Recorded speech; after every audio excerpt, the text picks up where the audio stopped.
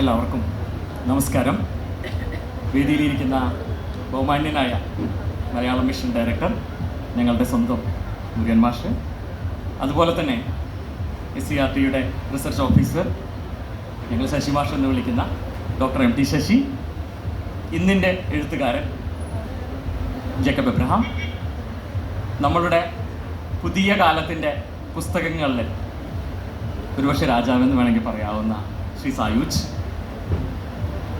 ഒരു കഥ തുടങ്ങുകയാണ്. ഈ കഥ തുടങ്ങുമ്പോൾ ആ കുട്ടിക്ക് ഏകദേശം ഒരു 9 വയസ്സാണ്.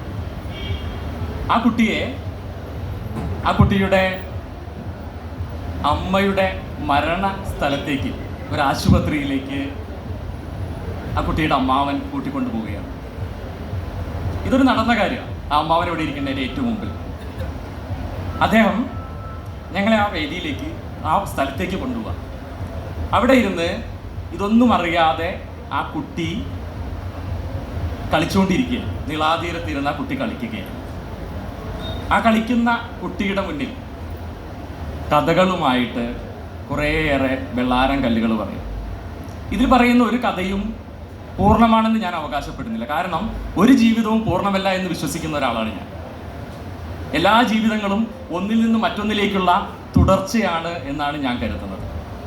അതുകൊണ്ട് തന്നെ ഞാൻ ഒരിടത്ത് പറഞ്ഞു പോകുന്നുണ്ട്, പുഴ കടലിനെ തേടുകയാണ്. കടലിൽ എത്തിച്ചേരുമ്പോൾ പുഴ മരിക്കുന്നില്ല. പുഴ അതിൻ്റെ മറ്റു പല സ്വഭാവങ്ങളിലൂടെ കടലിലൂടെ പുനർജീവിക്കുകയാണ് ചെയ്യും. ഇതിലെ പ്രധാന കഥാപാത്രം എന്ന് പറയപ്പെടുന്ന പെൺകുട്ടി, ചില സ്ഥലത്ത് അവളെ ഞാൻ അഭയ എന്ന് വിളിക്കുന്നുണ്ട്.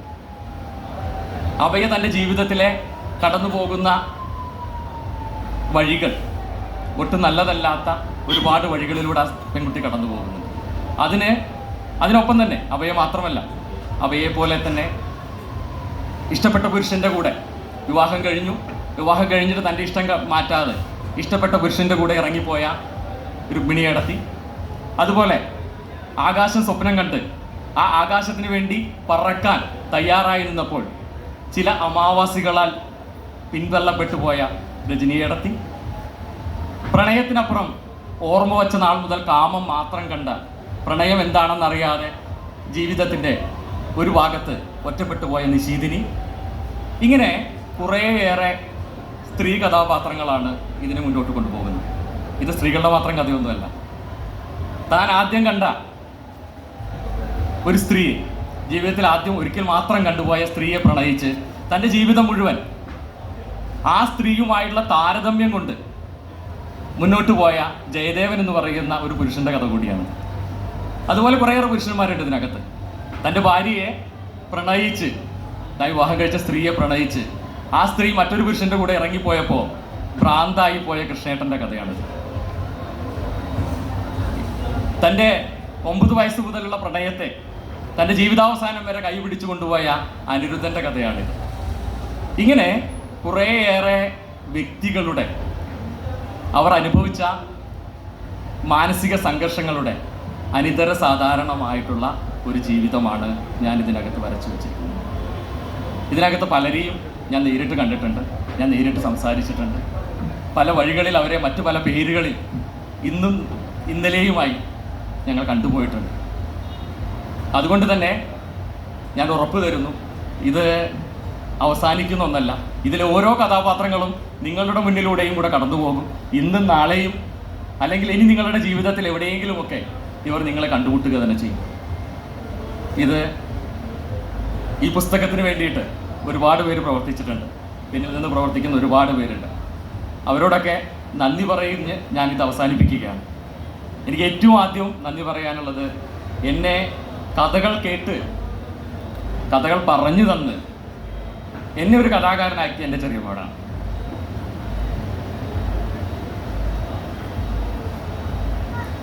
ജീവിതത്തിൽ ആദ്യമായിട്ടാണ് ഇങ്ങനെ ഒരു. അതുപോലെ തന്നെ ഞാൻ ഏറ്റവും കൂടുതൽ ഒരുപക്ഷെ ഒരു കാലത്ത് ഒരുപാട് പുസ്തകങ്ങൾ വായിച്ചിരുന്ന ഒരാളാണ്.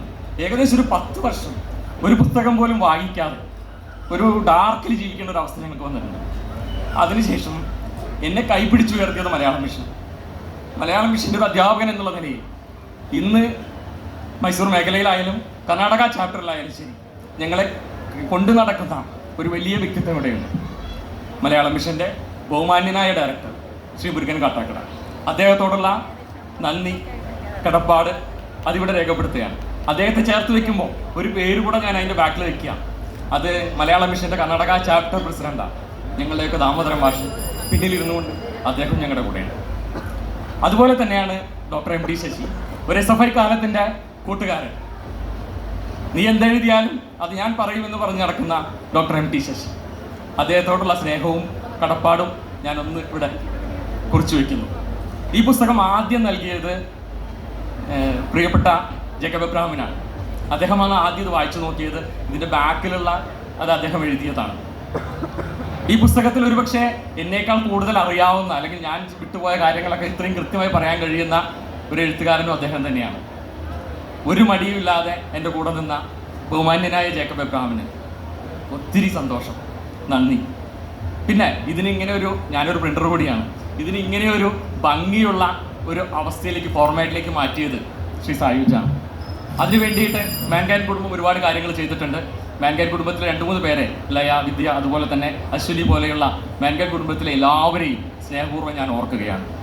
അതുപോലെ തന്നെ മലയാളം മിഷൻ്റെ പ്രിയപ്പെട്ട കൂട്ടുകാർ, ജോത്സ്യനടക്കമുള്ളവർ, പിന്നെ IPT കാലത്തിലെ എൻ്റെ കൂടെ നിൽക്കുന്ന ഒരുപാട് പേര്, സിവിൽ അടക്കമുള്ള കുറേയേറെ ആളുകൾ, ഇവരെല്ലാവരും കൂടി ചേർന്ന ഒരു പുസ്തകമാണ്. അതുപോലെ തന്നെ ഈ പുസ്തകത്തിൻ്റെ കവർ ചെയ്തിരിക്കുന്നത് എൻ്റെ സഹോദരൻ, ഇതിന് രതീഷാണ്. രതീഷിൻ്റെ ഭാര്യ ഇവിടെയുണ്ട്.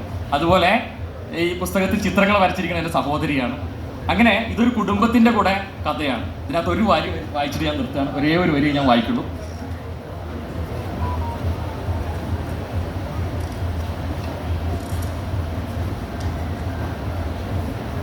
കഥ കേൾക്കാനായി പെൺകുട്ടി നിളയുടെ മണൽപ്പരപ്പിൽ നിവർന്നു നിൽക്കുന്നു. വെള്ളാരം കല്ലുകളുടെ കഥ കേൾക്കാൻ സൂര്യൻ പടിഞ്ഞാറേ മാനത്ത് കാത്തുനിന്നു. കാറ്റ് പറന്നു വന്ന് അവളുടെ മടിയിൽ നിലയുറപ്പിച്ചു. നിളയുടെ മണൽത്തരികൾ തലയുയർത്തി പെൺകുട്ടിയോട് ചേർന്നിരുന്നു. മഴമേഘങ്ങൾ വിതുമ്പലടക്കി അവൾക്ക് കാവൽ നിന്നു.